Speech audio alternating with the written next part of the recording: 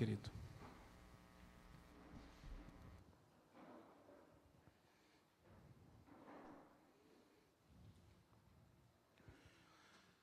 Algo interessante da gramática hebraica, que eu e você, quando estudamos a língua hebraica, aprendemos, é como a religião hebraica estava influenciando o seu cotidiano. Porque para o hebreu não existe tempo futuro para o hebreu. Quando você estuda a gramática hebraica, você descobre que só existem 2 tempos verbais. Ou aconteceu, ou está acontecendo. Então, se nós fôssemos transliterar, seria ou o nosso passado ou o nosso presente. Então, quando você lê no Antigo Testamento, você está sempre lidando com esses tempos verbais. Por que eles fazem isso? Eles fazem isso porque o amanhã a Deus pertence. Então, eles acreditam que Deus é quem cuida do futuro, então eles não precisam estar lidando com as questões do futuro. Nós, no português, trabalhamos com 3 formas principais de verbos, de tempos verbais. O passado, o presente e o futuro. E é interessante porque isso também influencia o nosso dia a dia. Como existem pessoas que vivem do seu passado, pessoas que cometeram falhas gravíssimas, pessoas que talvez tiveram momentos de glória gigantescos no passado, e são aquelas pessoas que nós chamamos de saudosistas. Pessoas que já estão vivendo outros momentos, outras oportunidades, mas o seu coração está lá no passado ainda. Não é lá que nós deveríamos estar. Existem pessoas, porém, que vivem no seu presente. Esquecem de tudo aquilo que fizeram.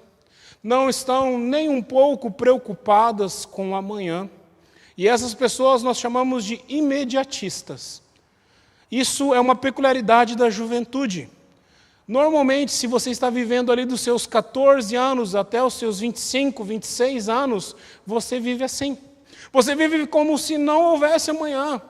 As suas decisões, as suas ponderações, tudo aquilo que você escolhe para viver, você não está preocupado. Porque você se sente forte, você se sente inteligente, você se sente imbatível. Porém, o tempo passa, a barriga chega, os cabelos caem ou embranquecem, e aí você descobre que você já não tem mais todo o vigor. Esses são os imediatistas, que vivem só o presente. Mas há um grupo de pessoas também muito famoso na nossa geração, que são aqueles que vivem no amanhã. E aí nós podemos colocar uma palavra muito simples para lidar com o amanhã, chamada ansiedade.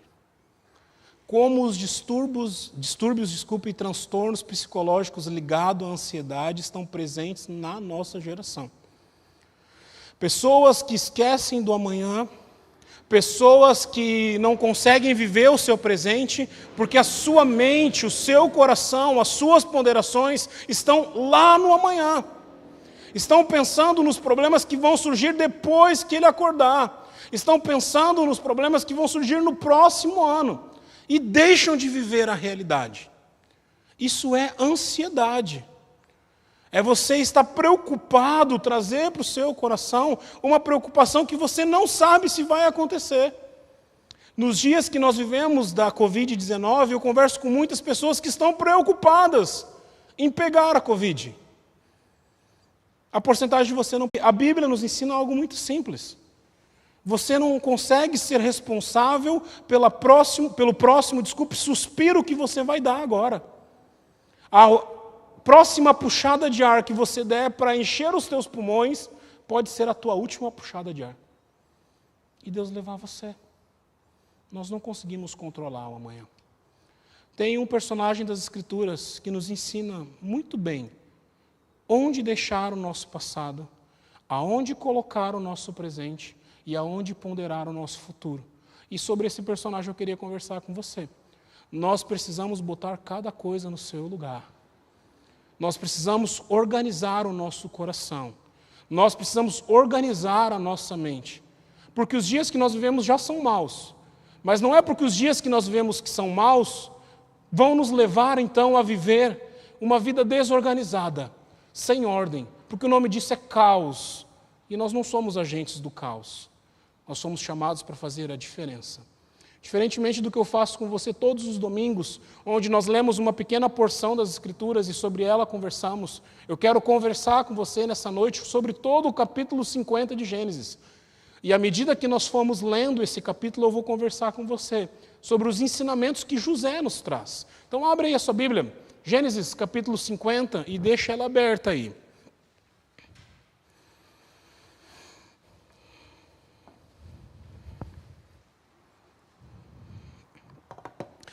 José, um grande homem de Deus. José, um cara que tem uma história que poderia virar qualquer série, em qualquer streaming que você segue, em qualquer novela da Rede Globo. José, um homem que era visionário. Antes mesmo das coisas acontecerem na sua vida, Deus já revelava José. José, um cara que tinha um sério problema com a língua, porque se ele ficasse calado, ao invés de ficar falando para as pessoas os seus sonhos, talvez ele não seria cometido da metade dos problemas que ele passou. José, um jovem, que foi vendido como escravo pelos seus próprios irmãos. E algo que a gente esquece nesse período da história de José, é que ser vendido como escravo foi o plano B. Porque os seus irmãos, na verdade, queriam o matar. E aí a misericórdia de um dos seus irmãos faz com que ele seja vendido como escravo. José, um cara que teve que enfrentar a ira do seu chefe, porque a esposa do seu chefe acusou ele de assédio, e ele é preso por conta disso. José, um cara que foi esquecido pelos seus amigos de prisão, deixado apodrecer numa prisão egípcia.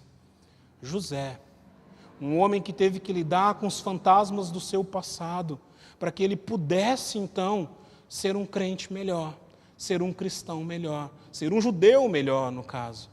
José, um homem que nos últimos dias da sua vida nos deixa 3 princípios preciosos. O primeiro deles que eu quero falar com você está aí do verso 1 ao verso 14 do texto que nós lemos. José então se atirou sobre o seu pai, chorou sobre ele e o beijou. Em seguida deu ordem aos médicos que estavam ao seu serviço, que embalsamassem o seu pai Israel. E eles o embalsamaram. Levaram 40 dias completos, pois esse era o tempo para o embalsamamento. E os egípcios choraram a sua morte durante 70 dias. Passados os dias de luto, José disse à corte de Faraó: se eu posso contar com a vontade de vocês, falem ao Faraó em meu favor. Digam-lhe que o meu pai me fez prestar o seguinte juramento: eu estou à beira da morte, me sepulte no túmulo que preparei para mim na terra de Canaã. Agora, pois, peçam-lhe que me permita partir e sepultar o meu pai, logo depois eu voltarei. Respondeu o Faraó: vai e faça o sepultamento do seu pai, como este te fez jurar. Então José partiu para sepultar o seu pai. Com ele foram todos os conselheiros de Faraó, as autoridades da sua corte e toda a autoridade do Egito. E além deles também todos da família de José, os seus irmãos e todos da casa do seu pai. Somente as crianças, as ovelhas e os bois foram deixados em Gósen. Carruagens e cavaleiros também o acompanharam. A comitiva era imensa. Chegando à eira de Atade, perto do Jordão, lamentaram então em voz alta com grande amargura. E ali José guardou 7 dias de pranto pela morte do seu pai. Quando os cananeus que habitavam viram aquele pranto na eira de Atade, disseram: os egípcios estão celebrando uma cerimônia de luto solene. Por essa razão, aquele lugar próximo ao Jordão foi chamado de Abel-Misraim. Assim fizeram os filhos de Jacó, o que este lhe havia ordenado. O levaram à terra de Canaã e o sepultaram na caverna do campo de Macpela, perto de Manre, que com o campo Abraão tinha comprado Efron, o Hitita, para que lhe servisse como propriedade para a sua sepultura. Depois de sepultar o seu pai, José voltou ao Egito com os seus irmãos e com todos os demais que o tinha acompanhado. Quero que você grife aí esse verso 14. Depois de sepultar o seu pai, José voltou ao Egito com seus irmãos e com todos os demais que o tinham acompanhado. Primeira verdade que você precisa guardar nessa noite: seja grato e supere o seu passado. Prestou atenção? Seja grato e supere o seu passado. Todos nós temos uma história.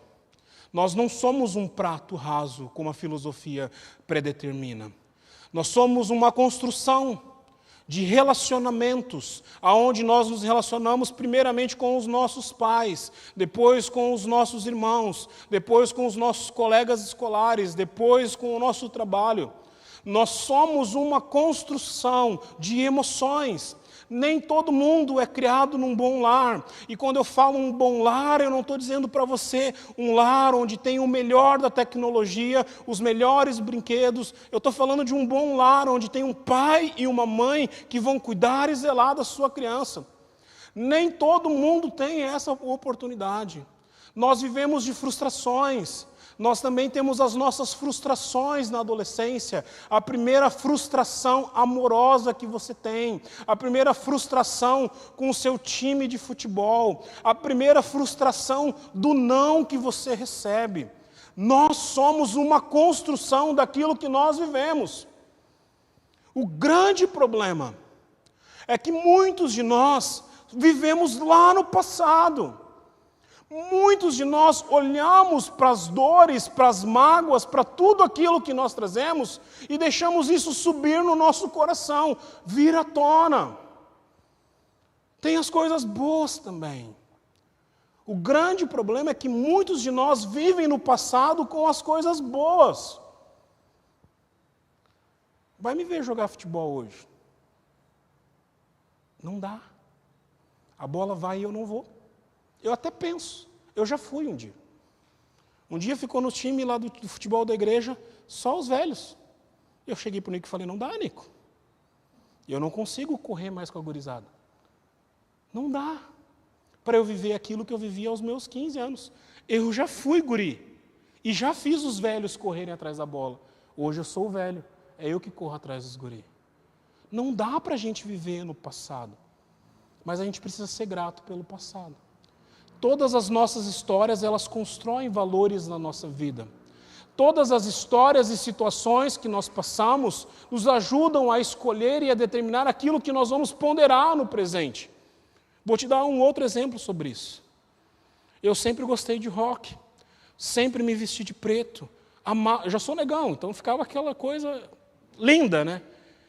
Eu fiquei velho agora. O que mudou? É só o terno. Porque eu continuo me vestindo de preto. Tem um pastor amigo meu, o reverendo Gidiel, fala que eu pareço um morcego pregando. Foram escolhas do passado, que você traz para o futuro também. Seja grato com o seu passado. Seja grato com o que aconteceu. Procure olhar para as coisas que você viveu no passado e glorificar a Deus por ela. Para com os mimimis. Para com as glórias que você não tem que receber. Foi isso que José fez. Você parou para prestar atenção à dificuldade que foi para José voltar para a terra de Canaã?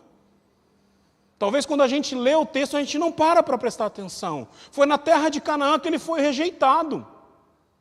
Foi na terra de Canaã que intentaram contra a vida dele, tentando a morte dele. Foi na terra de Canaã que ele foi traído pelos seus irmãos. Foi naquela terra que ele não tinha um motivo para voltar lá. E o que faz ele voltar à terra de Canaã é um momento de dor, porque ele volta para sepultar o seu pai. Talvez o único que o fizesse voltar para aquela terra, o único objetivo que ele tinha era rever o seu pai, e agora o seu pai já tinha morrido. Ele não precisava voltar lá. Se você ler Gênesis, facinho de ler, 50 capítulos, você lê, 2, 3 dias você lê Gênesis. Você vai descobrir que José era o maioral. Abaixo do faraó, era ele que mandava no Egito. Agora ele tem que voltar para a terra de Canaã e lidar com os fantasmas do coração dele. É bem diferente do que a psicologia ou do que a filosofia da nossa geração manda você fazer. Porque manda você fugir dos fantasmas do seu coração. Se você está passando um problema numa cidade, muda de cidade. Se você está passando por um problema no seu emprego, muda de emprego. Se você está passando por um problema no seu relacionamento, muda de relacionamento.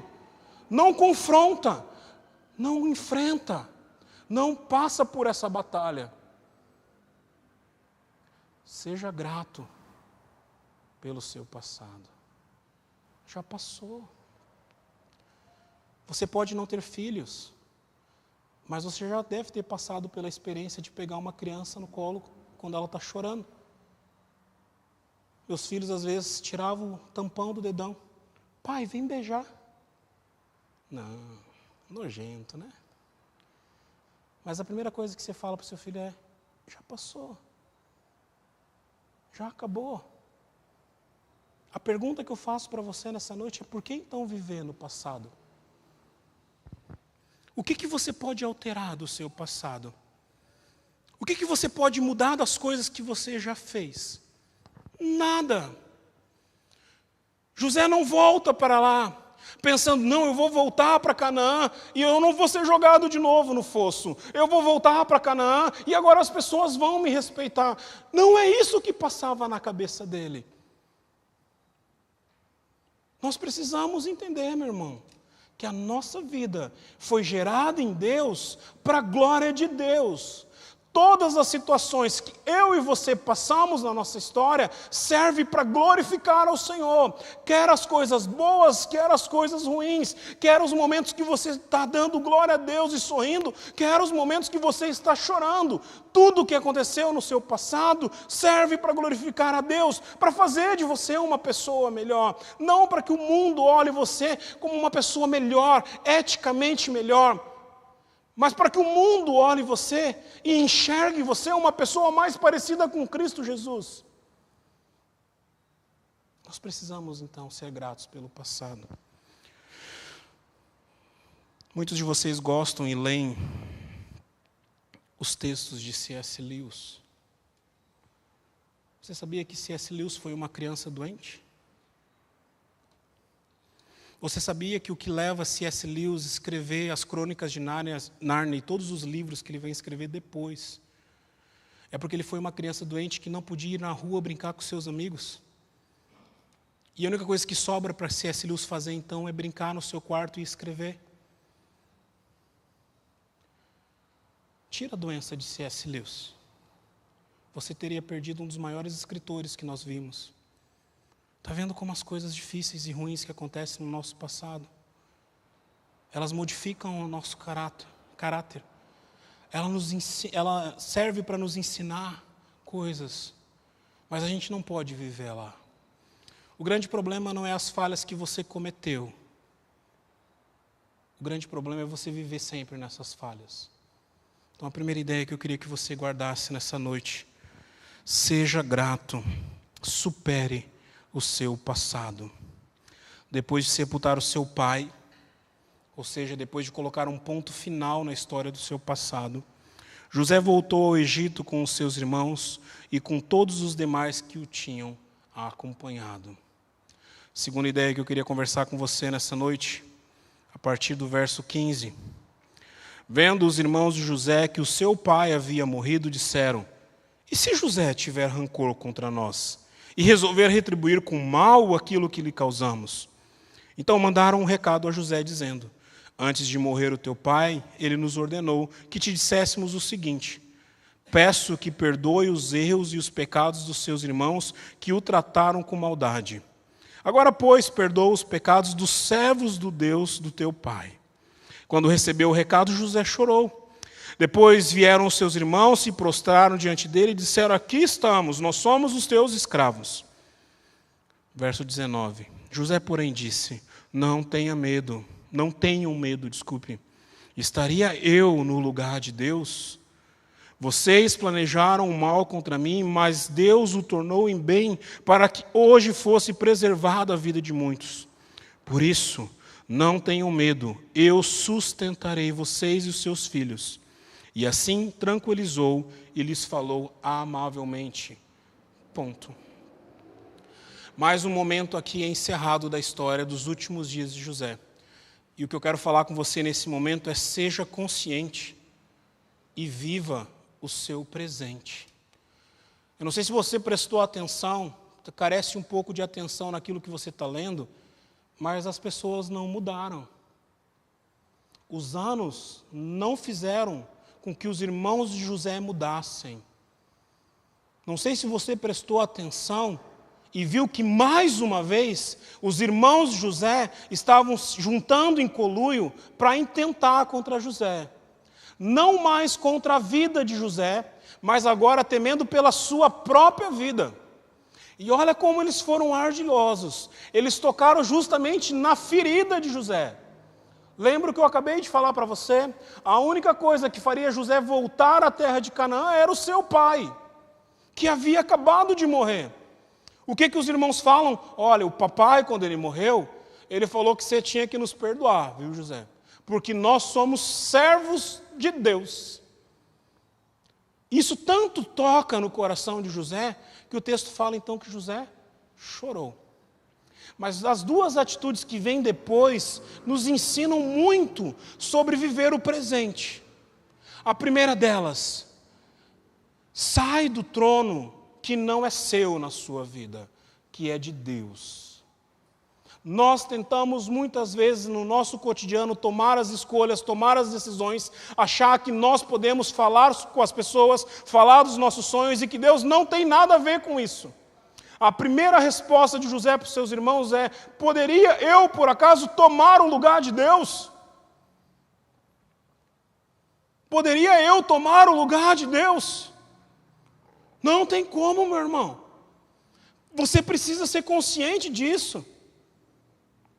Senão você vai viver patinando no seu presente. Não existe nada que você possa fazer para alterar os propósitos de Deus na sua vida. Você pode ficar de beiço, você pode ficar de birra, ficar de mal, parar de ser amigo de Deus, mas a vontade de Deus vai se cumprir, porque Ele é soberano sobre tudo isso. Pastor, o que eu faço então quando eu oro? Aí é algo que você precisa aprender e eu também.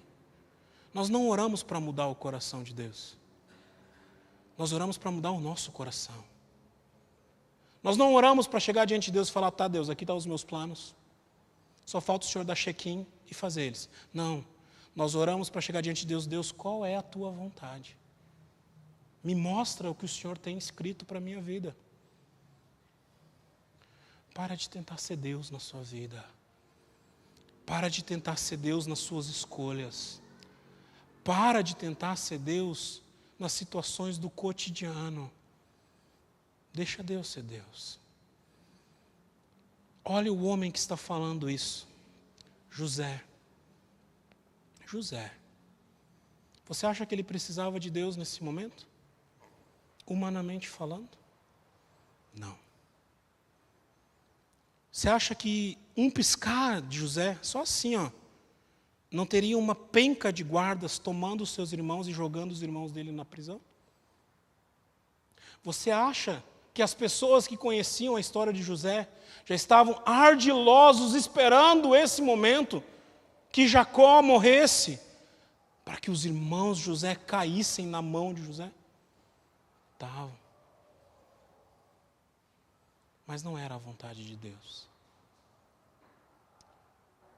Algo que eu tenho aprendido na minha vida e eu queria deixar para você nessa noite. Talvez você já me ouviu falar disso. Toma muito cuidado, meu irmão, quando Deus te manda fazer alguma coisa. Porque Deus, Ele tem uma maneira muito peculiar de lidar com seus filhos. Como pastor, como líder, a gente está sempre lidando com conflitos. Sempre. O pastor tinha que ter umas cadeiras a mais de psicologia, porque a gente está sempre falando sobre aconselhamento. E normalmente quando chegam os conflitos no meu gabinete, eu falo: cara, resolve. Vai lá e conversa com a pessoa. É isso que Mateus te manda fazer. Porque se você não fizer, Deus tem uma maneira muito peculiar de lidar com seus filhos. Você prestou atenção no teste que Deus está fazendo com José aqui? Deus está entregando nas mãos de José todos os algozes dele. Todos aqueles que intentaram mal contra José. Se você tem a idade do presbítero Jaime, você viu um programa chamado Você Decide. E talvez você ficava com medo de ver o Você Decide na televisão. Faz o Você Decide aí. Qual seria a sua decisão? Qual seria a sua decisão? Eu sei o que Deus faria. Deus não levou em conta o nosso pecado. Eu sei o que Jesus faria. Porque enquanto estava na cruz, Jesus falou assim, não computa esse pecado a eles. E talvez você vai dizer para mim assim, pastor, mas comparar a gente com Deus e com Jesus é golpe baixo. Eu sei o que José fez. E José não ousou tomar o lugar de Deus. Talvez no seu coração ele queria. Pelo menos um dia. Vou botar esses caras na masmorra pelo menos um dia. Vou deixar eles sem comer pelo menos um dia. Para eles terem um pouquinho do que eles me fizeram passar. Não é isso que o texto fala que ele fez. Ele promete cuidar dos filhos deles. Cuidar da vida deles. Por isso que eu falo para você. Toma cuidado. Deus tem uma maneira muito peculiar de lidar com o coração dos seus filhos. Então você que vive com esse rancor, com essas mágoas, intentando o mal contra as pessoas, olhando as timelines e pensando as coisas negativas, toma cuidado. E eu não estou sendo profeta do Apocalipse aqui não, viu, meu irmão? Mas toma cuidado. Talvez Deus vai colocar essas pessoas nas tuas mãos. Qual a decisão que você vai tomar? O que você vai decidir? E será que você vive para a glória de Deus? Segunda ideia que eu quero falar sobre consciência. Verso 20, vocês planejaram o mal contra mim, mas Deus tornou o bem para que hoje fosse preservada a vida de muitos. Hoje de manhã, enquanto eu pregava no culto da manhã, e toquei nesse ponto, eu trouxe 2 pontos nevrálgicos para que as pessoas pudessem sair do culto de manhã, sentar no almoço e conversar sobre eles. Vou fazer a mesma coisa com você nessa noite. Você vai sair daqui com esses 2 pontos para conversar, para comer sua pizza, seu X, o que você for comer depois do culto. Tá? Coisas ruins precisam acontecer para que as pessoas sejam beneficiadas. Preste atenção. Coisas ruins precisam acontecer para que as pessoas sejam beneficiadas. Vou te dar 2 exemplos do dia a dia e vou te dar um exemplo bíblico do que eu estou falando aqui. Primeiro exemplo, nós estamos vivendo na época dessa crise sanitária. É horrível. Eu e você ouvimos e já estamos cansados de ficar enclausurados dentro de casa. Não conseguimos sair para fazer nada. Daí aparece uma luz no fim do túnel, chamada vacina. Daí o que as pessoas falam? Eu não vou tomar vacina. Então faz assim, Zé Mané. Você não vai tomar vacina? Fica mais 7 meses trancado dentro de casa, então. E aqui é a minha ponderação sobre isso. Fecha o parênteses. Você sabe como é que surgem as vacinas? Você sabe que para as vacinas surgirem qualquer uma delas, a doença precisa existir. Muitas pessoas morrem por causa das vacinas. Você quer ver um exemplo? Eu passei por isso, Ernesto passou por isso, quem é mais velho já passou por isso. Eu tive sarampo, eu tive catapora, eu tive cachumba. Os meus filhos nem sabem o que é isso. As pessoas não passam mais por esse mal. A minha mãe passou crises e noites comigo por causa de pneumonia, porque eu tinha bronquite, asma. Tem vacina para tudo isso agora. Mas pessoas precisaram morrer. Pessoas precisaram perder a vida para que outras pessoas então pudessem desfrutar desse bem. Esse é o primeiro assunto que você pode conversar enquanto você come a sua pizza de calabresa. Segundo assunto que eu quero que você converse: doação de órgãos. E a pergunta que eu te faço é: o que você vai fazer com o seu coração depois que você morrer? O que você vai fazer com os teus pulmões depois que você morrer? O que você vai fazer com os teus olhos depois que você morrer? Você acha que o Deus que criou uma vez não tem poder para te dar um corpo glorificado? Pastor, eu não vou doar meu olho, vai que Deus me cria caolho. Não, meu irmão, não vai acontecer. Só que o princípio é o mesmo. Para que 5, 6, 7 famílias, temos enfermeiras aí pela igreja, em média, você conversa com elas, quantas pessoas podem ser abençoadas com a morte de uma pessoa? Mas para que essas famílias sejam abençoadas, uma família precisa ficar de luto. Alguém precisa morrer. E eu vejo crente, pastor, eu não vou doar os meus órgãos. Só quero te falar uma coisa, toma chá de senso. Você foi chamado para servir a humanidade. E olha que bênção. A nossa geração descobriu através dos transplantes que você pode continuar servindo a geração depois que você morre. É uma bênção. Segundo assunto simples para você conversar, debater nas timelines da internet, ficar discutindo e debatendo e achando texto bíblico para defender as suas ponderações. Mas eu quero te dar um exemplo, porque eu falei 2 exemplos do dia a dia e um exemplo bíblico.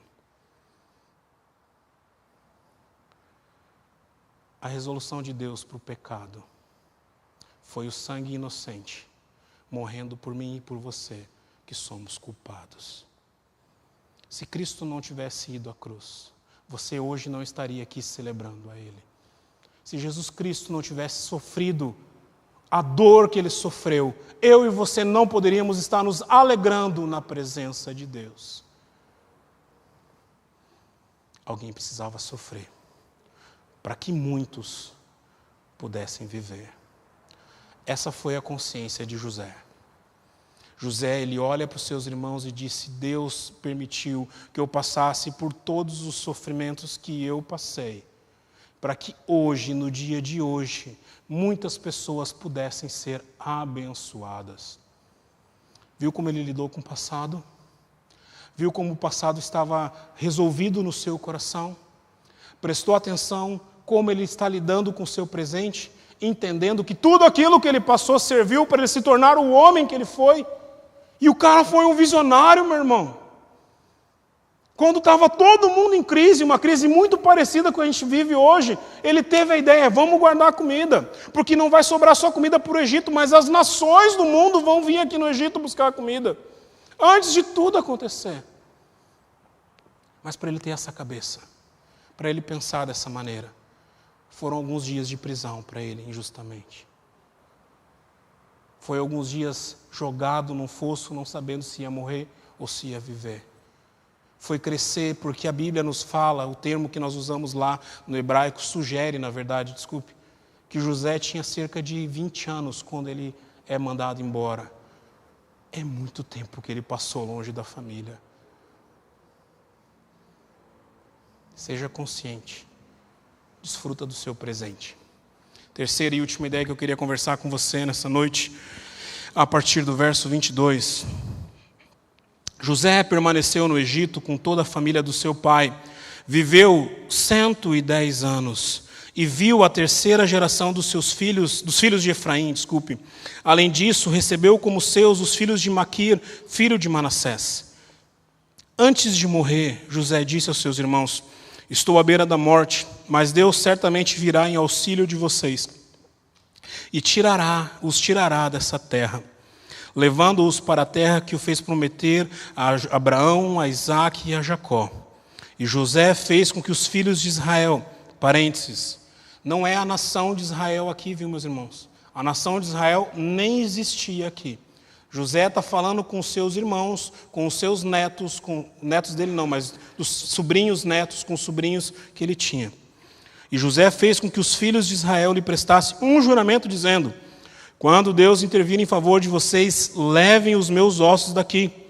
Morreu José com a idade de 110 anos, e depois de embalsamado, foi colocado num sarcófago lá no Egito. Terceira ideia que eu queria que você guardasse: seja esperançoso e projete o seu futuro. Seja esperançoso, tenha esperança e projete o seu futuro. Um dos versos mais preciosos das Escrituras nos ensina assim: porque ao homem cabe fazer planos, porém a resposta final da boca do Senhor vem. Nós não projetamos mais. E nós não projetamos por um simples motivo: porque nós não temos mais esperança. Não vem com esse papo de crentice para o meu lado. O que Deus fizer para mim está bom. Não, porque Deus te manda projetar. O que mais me entristece na situação que nós estamos vivendo É porque eu e você, como filhos de Deus, eu e você, como igreja do Senhor Jesus Cristo, nós temos esperança para o mundo. Nós poderíamos, nesse momento, nos levantar e dizer: o mundo não vai acabar aqui. Está morrendo gente, tá, mas o mundo não acaba na morte. Tem coisa depois. Mas o que a gente tem feito? A gente está enclausurado. Nós fomos chamados para ser filhos da esperança. Nós fomos criados para trazer esperança ao mundo. E hoje nós estamos enclausurados. Nós paramos de crer no que Apocalipse nos fala. Que haverá um momento onde não haverá mais dor. Haverá um momento onde não vai mais haver choro, nem pranto, ou seja, nem desespero. Haverá um momento onde o mar já não existe. A ideia do mar lá em Apocalipse revela que não vai haver mais distanciamento, porque o mar separa as nações. Nós poderíamos chegar para as pessoas e dizer: tenha esperança. Pode projetar o seu futuro. Mas é que nós hoje, a nossa geração de cristãos, vive só o presente. A gente canta que Ele vai vir num piscar de olhar. A gente canta que a gente não é mais daqui. A gente só não vive isso. A gente não traz isso para o coração. O medo toma conta do coração. O medo nos impulsiona. Não o que a gente canta. Você prestou atenção no que aconteceu com José? Lembra que eu falei para você que ele tinha cerca de 20 anos quando ele é vendido como escravo. O texto agora fala que ele estava com, dá uma olhadinha aí, 110 anos. Eu sou de humanas, não sou de exatas, mas eu sei que dá uma diferença aí de 90 anos. De manhã tinham pessoas próximas aos 90 anos, agora à noite não tem aqui. 90 anos é muito tempo, meu irmão. E o texto fala então que José, com os seus 110 anos, se tornou um velho ranzinza, chato, que ninguém suporta, que não queria estar junto com ele. Não. Você prestou atenção? Que o velho de 110 anos, ele está reunindo a sua família e dizendo: olha, tenham esperança, aguenta o tranco, tem amanhã ainda. Olha o pedido dele, a oração dele, a profecia que ele faz. Um dia Deus vai intervir aqui. Ele não era daquele lugar. Eles eram lá de Canaã. Deus um dia vai intervir. Vocês vão sair daqui. E quando vocês saírem daqui, me levam junto. Daí, se você está com a sua Bíblia aberta, você pode virar uma página para o lado. Nós não vamos ler. Mas tem Êxodo capítulo 1. Essa virada de página que você deu na sua Bíblia, se passaram 400 anos. Moisés, quando ele escreve, então, Êxodo capítulo 1, ele fala que levantou-se sobre o Egito um novo rei que não conhecia José. 400 anos. Não é 40 dias. Não é 4 horas. É 400 anos. Se brincar, você não sabe o que você fez há 4 anos atrás. Daí Deus levanta um homem, também idoso, chamado Moisés. Deus o chama aos seus 80 anos. E fala para Moisés assim: eu tenho ouvido o gemido do meu povo. Eu tenho ouvido o clamor do meu povo. Eu vou tirar eles do Egito. Daí acontece toda a história que você já conhece. Acontece todas as pragas. E daí você continua lendo o texto. E quando acontece a saída de Israel, tem um trechinho ali que é importante você guardar. Porque fala que os ossos de José saíram do Egito. Os ossos dele não ficaram lá. Mas foram 400 anos. Talvez muitos das gerações, e aqui é uma ingerência do pastor, passavam pela frente do sarcófago e diziam: esse daí é o boca aberta que morreu achando que ia embora e está aí ainda. Já passou 100 anos. Aquela lá é a família dele que acredita que vai sair daqui. Já passou 200 anos. É esperança. Por que eu estou pedindo para você ser esperançoso? Porque a nossa esperança não está ligada ao tempo dessa terra. A nossa esperança não está formada com a força do homem. A nossa esperança nos transcende, vai além, vem de Deus.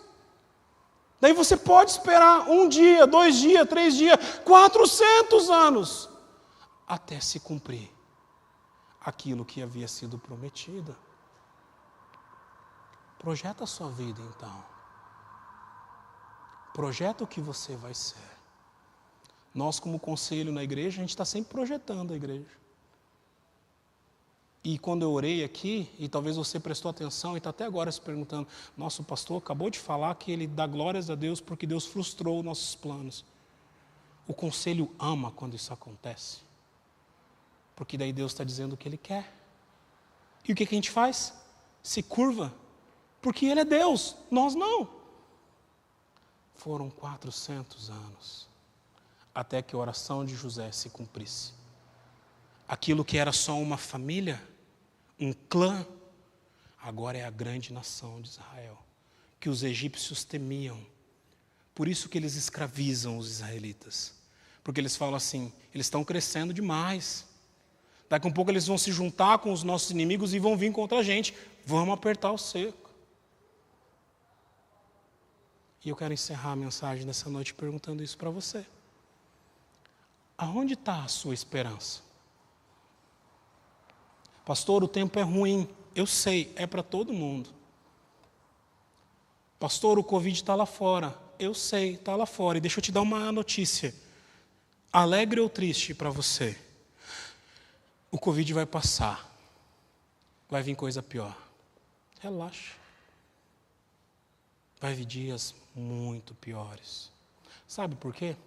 Porque a palavra de Deus fala que quanto mais próximo estiver da volta de Jesus, piores serão os dias. Fica sossegado, vai piorar o tranco. E quando esses dias piores chegar, aonde vai estar a sua esperança? Pastor, o meu casamento está arruinado. Pastor, a minha família está passando por crise. Está faltando comida lá em casa. Pastor, eu estou atolado em dívidas. Pastor, eu estou cheio de problemas. Eu sei. Porque eu também tenho os meus problemas, meu irmão. O que eu estou dizendo para você nessa noite é que você fica com tudo isso na sua cabeça porque você ainda está procurando uma maneira de resolver os problemas. E o que eu estou dizendo para você nessa noite é: deixa Deus resolver os seus problemas. Tenha esperança que a mão poderosa do Senhor vai agir. E agindo a mão poderosa do Senhor, ninguém pode aguentar. 3 desafios para a sua vida. Sai do passado. Para de ser saudosista. Há um tempo atrás, conversando hoje com o irmão de manhã, ele estava me falando das glórias que foi o Farroupilha do Fragata, que em 1900 e Pedrinha com Água ganhou do poderoso Grêmio. Se juntar um time aqui da igreja, a gente vai ali e ganha hoje do Farroupilha. Sai do passado. Tenha uma visão correta do seu presente.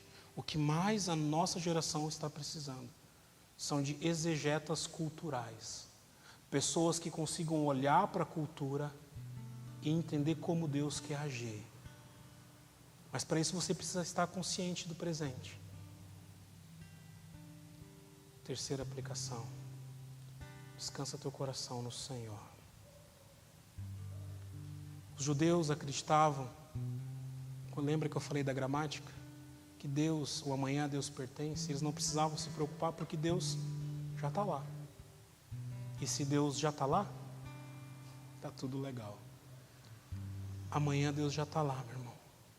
Faz os seus planos, faz os seus projetos, mas tenha esperança no Senhor, não nos teus braços. Vamos cantar? Tu és bom, em todo tempo és bom, justiça está em ti, teu amor é para sempre. Lindo Jesus, Rei do meu coração, como eu amo os teus caminhos.